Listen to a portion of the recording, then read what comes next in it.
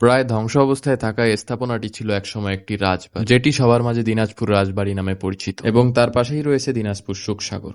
বিকালবেলার দিকে বাসা থেকে বেরিয়ে আমরা খুঁজতেছিলাম একটি অটোরিকশা, টেসলা। কালীতলা থেকে রাজবাড়ি যাওয়ার জন্য আমরা একটি টেসলা ঠিক করি এবং অল্প কিছুক্ষণের মধ্যেই আমরা চলে আসি আমাদের কাঙ্ক্ষিত জায়গায়, যেটি হলো দিনাজপুর রাজবাড়ি। ফার্স্টে ঢোকার সময় মনে হচ্ছিল এটি মন্দিরের একটি অংশ, এবং ঢোকার পর একটু সামনে গিয়েই আমরা বুঝতে পারলাম এখানে একটি মন্দির রয়েছে। এই মন্দিরের অংশে মানুষের আনাগোনা বেশ ভালোই থাকে, এবং এই মন্দিরের আশপাশটাও ছিল বেশ পরিষ্কার। ওভারঅল জায়গাটি জুড়ে আপনারা একটি ভিনটেজ ভাইব পাবেন। মন্দির থেকে বেরিয়ে বেশ কিছু দূর সামনে এগিয়ে দেখলাম আরো একটি মন্দির, এবং এই জায়গাটিতে এখনো পূজা হয়। বলতেই হয় জায়গাটির ডিজাইনের প্যাটার্ন গুলো অনেক সুন্দর। ফাইনালি মন্দিরের অংশ পেরিয়ে আমরা চলে এলাম রাজবাড়িতে। এটি হয়তো একটি রাজাবিহীন রাজবাড়ি, তবে এখানে রাজকীয় ভাবটা এখনো রয়েছে, এবং এই জায়গাটির টোটাল আয়তন 10,737 একর। রাজবাড়ির পাশে রয়েছে একটি দারুচিনি নামক রেস্টুরেন্ট। এখান থেকে আমরা আমাদের লাঞ্চটি সেরে ফেলি। দেন এখান থেকে আমরা একটু হেঁটেই সামনে পেয়ে গেলাম দিনাজপুর সুখসাগর। যদিও এটি কোনো সাগর না, তবে এটির নামের কারণে এটিকে সুখসাগর বলা হয়। এবং বলতেই হয় জায়গাটি অনেক সুন্দর। দাঁড়িয়ে থেকে মনে হচ্ছিল এখানে একটি বোট রাইড হলে মন্দ হয় না। তাই বেশি দেরি না করে উঠে পড়লাম একটি বোটে। 80 টাকার বিনিময়ে পেয়ে গেলাম একটি অসাধারণ বোট রাইড। এন্ড আজকে আমার ভিডিও এই পর্যন্তই। আল্লাহ হাফেজ।